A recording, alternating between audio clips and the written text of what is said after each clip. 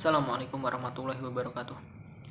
Perkenalkan, nama saya Abi Haris Zazili dari UIN Raden Intan Lampung. Nomor NPM saya 2011030328. Saya dari kelas F, jurusan Manajemen Pendidikan Islam, Fakultas Tarbiyah dan Keguruan. Saya akan menjelaskan makalah dari kelompok 6, Haji dan Umroh pada bagian haji. Haji. Yang pertama, pengertian. Secara bahasa, haji artinya menyengaja atau menuju. Sedangkan secara istilah, haji artinya berziarah ke tempat-tempat tertentu pada waktu-waktu tertentu untuk melakukan amalan-amalan tertentu.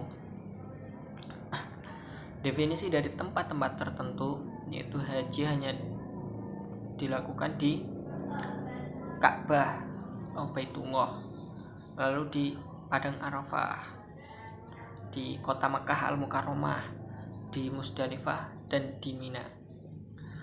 Lalu selanjutnya definisi dari waktu-waktu tertentu, yaitu haji hanya dilakukan di bulan Syawal, Zulqa'dah, dan Zulhijjah. Lalu selanjutnya definisi dari melakukan amalan-amalan tertentu, yaitu melakukan amalan yang ketika ditinggalkan amalan itu maka hajinya tidak sah. Yang pertama, ihram, 2 tawaf, yang ketiga sa'i, 4 wukuf, yang kelima tahallul. Lalu kita akan membahas tentang hukum dan syarat haji.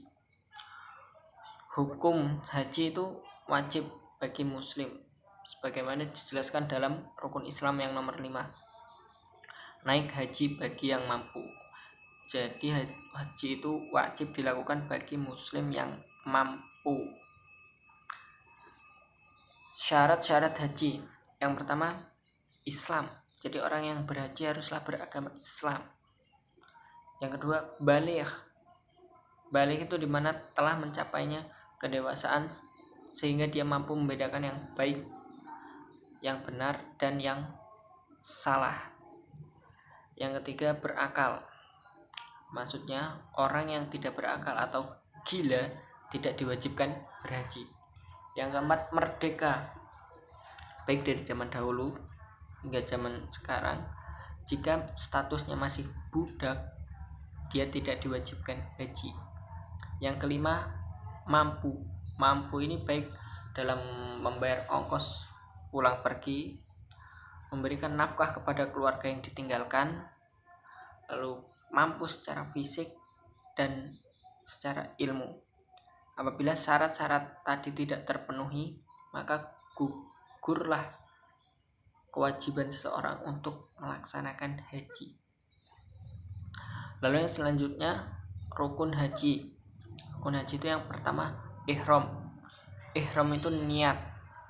Niatnya haji itu labbaik Allahumma hajja, yang artinya ya Allah, aku penuhi panggilanmu untuk berhaji. Yang kedua, tawaf. Tawaf itu adalah mengelilingi Ka'bah sebanyak 7 kali, yang pada startnya itu dimulai di Hajarul Aswad. Yang ketiga, sa'i. Sa'i itu adalah berlari-lari antara Bukit Sofa dan Bukit Marwah, yang diawali dari sebanyak 7 kali, diawali dari Bukit Sofa dan diakhiri di Bukit Marwah. Yang keempat, wukuf di Padang Arafah.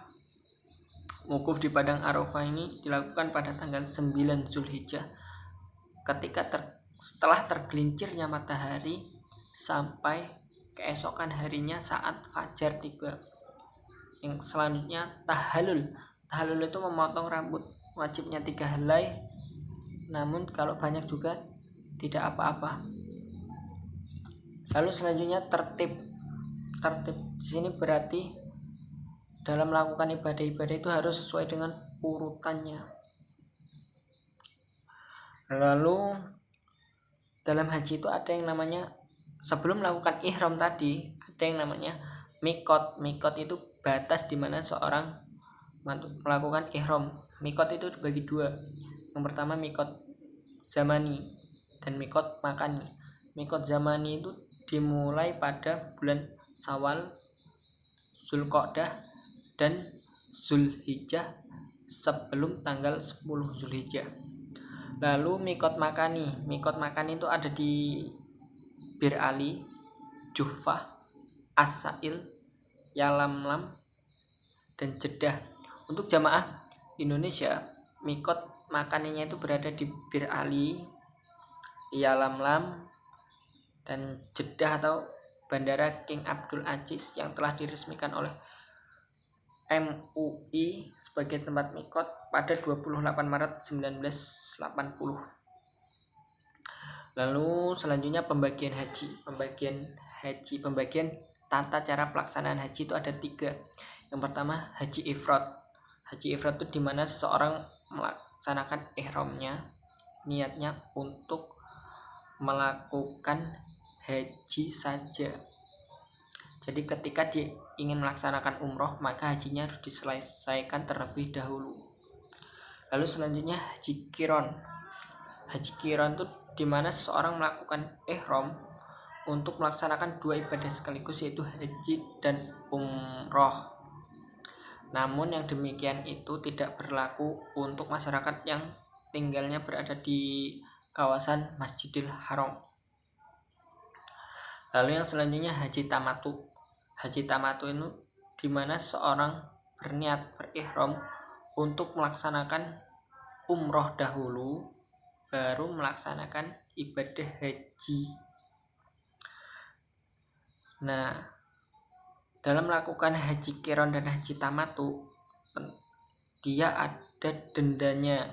Yang dendanya itu menyembelih hewan kurban, atau jika tidak ditemukan hewan kurban, dia bisa berpuasa selama 10 hari dengan ketentuan 3 hari dilakukan di saat dia berhaji dan 7 hari dilaksanakan saat dia pulang dari berhaji. Lalu selanjutnya sunah-sunah dalam haji.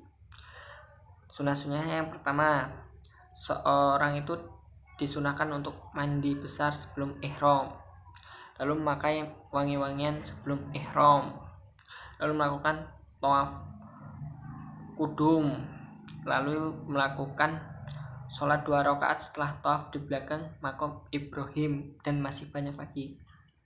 Lalu selanjutnya keutamaan haji. Yang pertama, orang yang berhaji itu adalah tamu Allah, sehingga doa-doanya dikabulkan. Yang kedua, seorang yang melaksanakan haji, jika hajinya mabrur, maka balasannya adalah surga baginya. Demikian penjelasan tentang haji. Apabila ada kesalahan mohon maaf. Wassalamualaikum warahmatullahi wabarakatuh.